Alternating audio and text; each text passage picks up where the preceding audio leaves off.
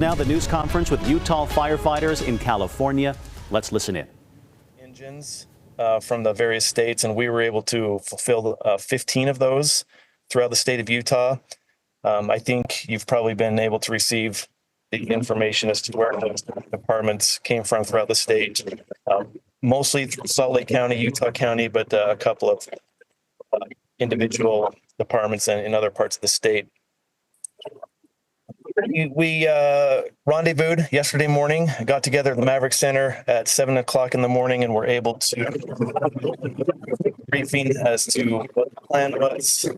We have, like I said, 15 different engines, 65 personnel that are here on scene, 5 auxiliary trucks hosting pretty much the agency representative, myself, and then the task force leaders of the 3 different task force that have been formed of those 15 engines. And then we have a mechanic here with us as well, which we've already put to work.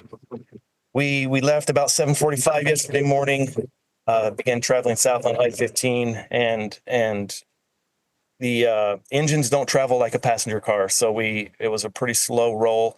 They're not designed to go quick. So we drove for about 12 hours and was able to get to Hesperia, I think that's how you pronounce it, here in California last night about 7 o'clock local time, and we were able to find a place to stay, to rest, and then wake up early this morning to continue traveling here to Beaumont, where we are currently staying.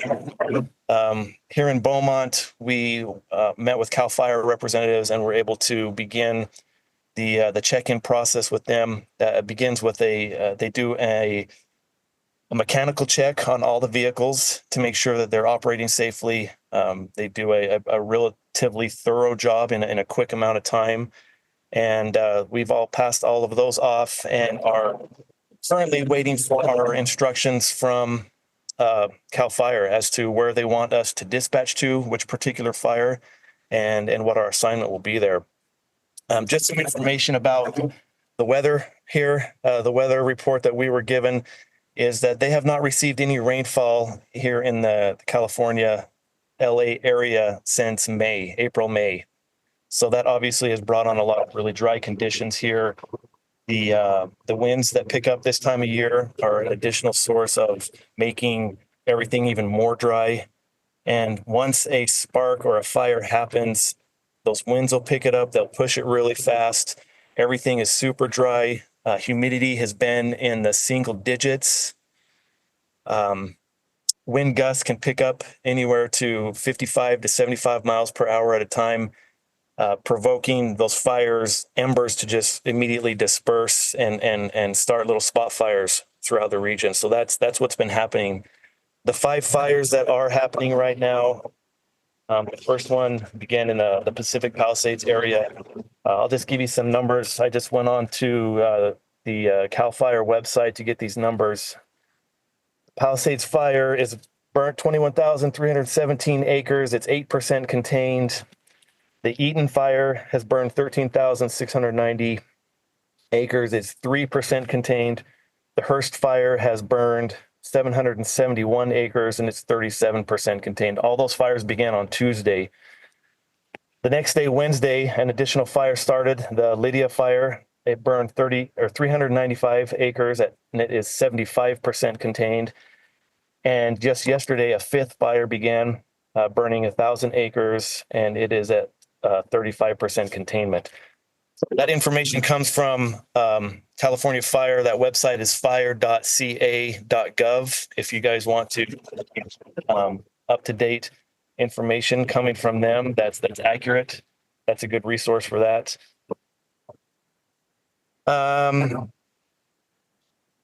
think that's about all I have. That's what we've done so far. Like I mentioned, we are in a holding pattern right now.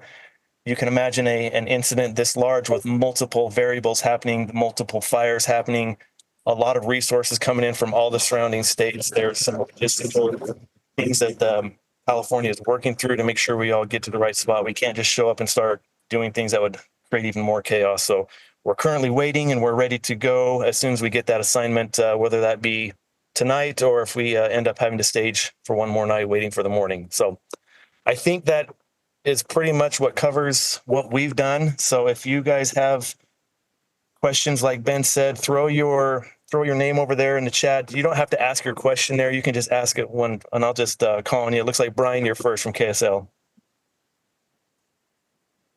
Okay, that was Kelly Bird with the Unified Fire Authority representing Utah firefighters who are in California helping out with the disaster zone there. They're staging right now in Beaumont, that's in Riverside County, sort of east of Los Angeles, awaiting their orders to go in, and soon they'll know what their exact jobs will be. We're following that news conference for you as the reporters ask questions, and we'll bring you more information from it just as soon as we have it.